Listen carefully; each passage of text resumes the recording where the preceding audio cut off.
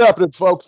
Thank you for coming over to the DFS 5-pack to talk over a few plays for the NBA slate today. If you guys want the full video where we break down every game, I love today's slate so far. Go grab yourself a membership or just grab yourself a day pass, all available at the website link below. Click the thumbs up button if you don't mind, and subscribe to the station if you're new to it. Well, I hate that you love this slate because that just means I'm going to have to play it. Well, that's what we do, Matt. We're degenerates. We play every single day. I know you do. So I actually love that I hate that you love this slate. Oh, man, I love that I hate that I love that you hate that. All right. Anyways, guys, head on over to Overlay to get your contest in last night. Just to reiterate, they have a thing called the Slump Buster Challenge, where if you enter one of these progressive contests or you enter the contest 20 times, if you don't cash once, they will refund your money back to you. Good luck finding that anywhere else. The MLB Progressive Jackpot is up over 4K, as we've been talking about. The NBA Progressive Jackpot will be back when the playoffs are here. And don't forget, you can play in this like $2.50 MLB contest, and all you got to do is beat King Hap. Like last night, I finished with the right record to squeak into the money, but my tiebreaker points weren't enough. But I beat King Hap, so I doubled my money on the day. Can't beat it. All right, guys. Let's get this one fired up. And I'm going to reiterate, I like today's slate. I did not like yesterday's. Played light, and I'm glad I did because my Miami Heat theory was literally the opposite. I was 100% wrong about that. Yeah, that really screwed me. I mean, I just had Bam from that game, but, the guys from the late game played a lot more than that. So that, ended up really hurting. It also didn't help how bad Aaron Holiday was, who was obviously really chalky, but, he got less than 10 DK points. So anything else that you get later is going to hurt. Yeah, he was clown showing out there. James Harden, again, he was massive chalk, but, if you didn't use him, you're out of it. He looked like James Harden out there, step back three after step back three. But, yeah, it didn't really matter because I was shocked how close I was to the money in cash games, considering I had Aaron Holiday and Jimmy Butler. It's pretty remarkable that Harden put up like 90 DK points in that type of game. And the guy is he's a walking DFS machine, isn't he? He is, but I still feel like Giannis walks into DFS points faster than him. But with him, yesterday, a big thing was all those steals. And the rebounds. Yes. He get a career high in rebounds as well. They were just falling to him. And that happens easier when you don't have a single tall person on your team. Fair. All right, guys, subscribe to the network. Hit that bell for notifications. Thumbs up is appreciated. So this is my call, but this is your boy right here. You are a major Dillon Brooks fan of the Memphis Grizzlies. I like him a lot today. It is the first game, or one of the first games, and Memphis has an absolute buttload to play for today. This is a monster game for them. So they're going to get the Bucks without the likely two-time MVP Giannis. He is out for headbutting /rest / no reason to play him.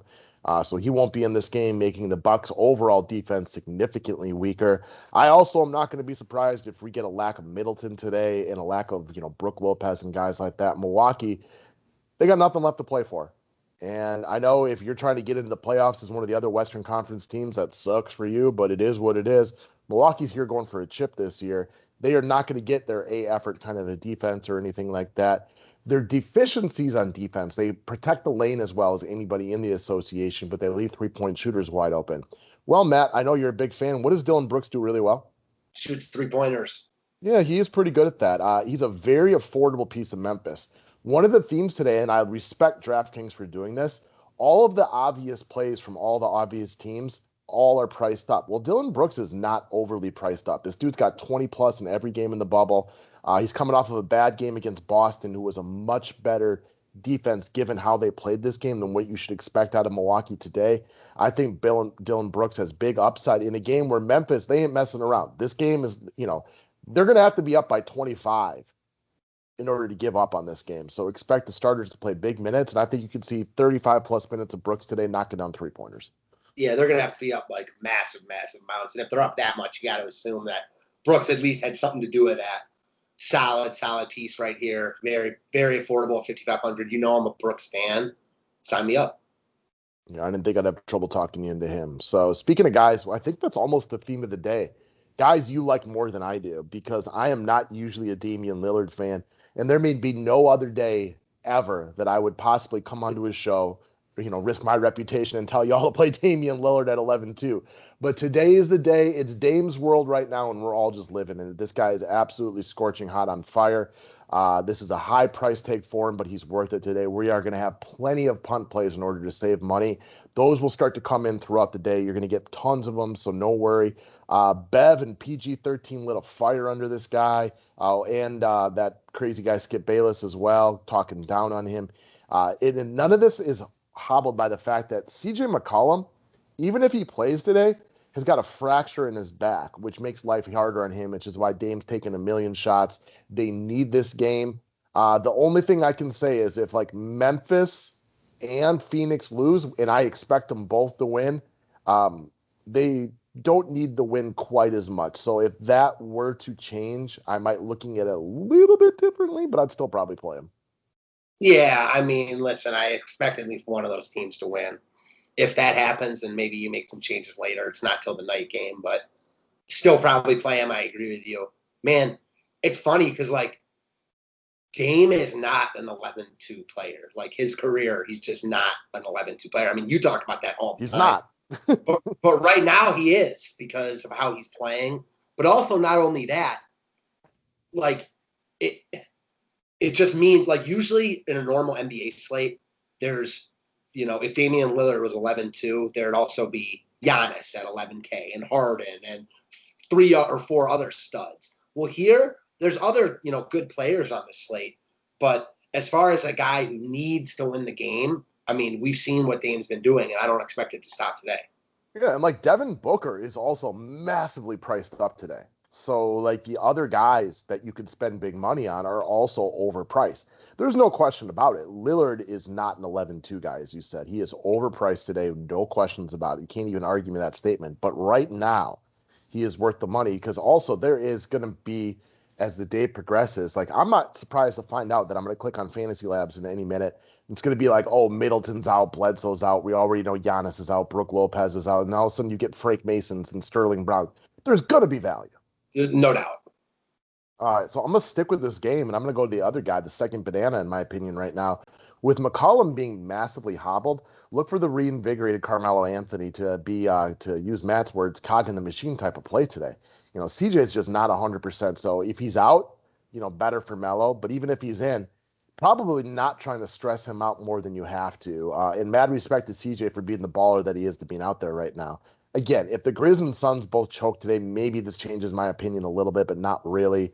And I expect them both to win today, so that's not really a big deal. I definitely expect the Grizzlies to beat the Bucks today, who have nothing to play for. Blazers have everything to play for in this game. Unless you're up major points, you are going to run your guys out there. See the game log of Carmelo Anthony, see how he's producing. He's in that mid-tier, so he might get left behind a little bit. They're going to play all the minutes they can handle unless they're legitimately up 25 points because time to win it, boys. Great comeback by the Portland Trailblazers in the bubble. They need this game. Isn't also like LeVert and them playing for Brooklyn? Yeah, I don't know how much, but they definitely seem to be running with some of their better players, at least early in the game as the final tune-up. Yeah, which definitely makes me feel better about this game being closer. And something you mentioned the other day is the Blazers don't play defense, so you'd expect them to be able to get some buckets anyway. Yeah, exactly. Like, if it's a scrub Nets, I'm more worried about it just being a blowout because the Blazers do need to win. But I think the Nets that, they don't have Kyrie or those guys, but the Nets that are actually in the bubble, like when they play, when they're all healthy, like aren't awful at all. They don't have as much talent as you would like, but you get a pretty good effort out of them most days, right? And there's still like LeVert. We were talking about him and raving about him the other day. This guy can ball.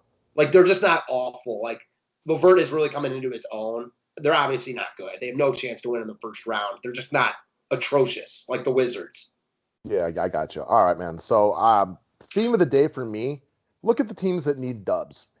They did price a lot of those guys up, but you're going to also have to get off the beaten path just a little bit. So I wanted to make a little bit more of a GPP call for the end of the day. Now, this one you're not going to be able to prepare for. And the nice part is Zion, Brandon Ingram, and Drew Holiday, the best players, are already out for the New Orleans Pelicans. So I'm looking at Jackson Hayes. They also got Melly and Favors. I just can't picture the Pelicans giving J.J. Redick and Derek Favors, veteran older players, big minutes today. This is a great game to let your young guys, finish the season off with a little bit of confidence. Guys like Jackson Hayes, maybe Alexander Walker potentially as well. So I like the idea of Hayes, who, when playing well, especially against like a Magic B squad like this, can definitely put up DFS points in a hurry. And I'm just not expecting him to get huge love because he's a center and everything like that. He had massive DFS games earlier in the year. So my biggest, I don't want to say worry, but I guess the only reason I'm not like locking him in right away is because of a guy you didn't even mention, Jahlil Okafor, who I think. Oh yeah, yep. They're both in play though. Like, because I agree with you. Like, Hayes is the guy that should get all the runs, see what you have, and then who the hell knows if Okafor will be on the team next year. But Okafor did get run last game, and both of them can put up good DFS points, which is interesting. Which is why this is more of a GPP call for me as opposed to somebody that I'm locking into my cash games, because they do have a variety of guys they might take a look at. The Magic are not an extremely fast-paced team, even with the different guys out there right now. And we also have absolutely no idea what the Pelicans' strategy is going to be later in the day, right? Like, for all we know, they're going to run out the youngest guys all game long. Or maybe I'm wrong, was wrong yesterday about Miami. Maybe Redick and Favors do play bigger minutes. I'm not sure why, but it's definitely a possibility. So I was thinking about this yesterday because people often make the argument that, like, it's time for these young guys to get run because see what you have with these guys. And I get that. And I think that's a viable way to look at it. But I don't think it's like the lock that people seem to make it out to be, because I also think there's something to be said for guys like Jahlil Okafor and Doug McDermott, guys that like don't get a ton of run normally, to let them have their time to shine. I'm not saying that always happens, but that's not like an outlandish scenario in my mind.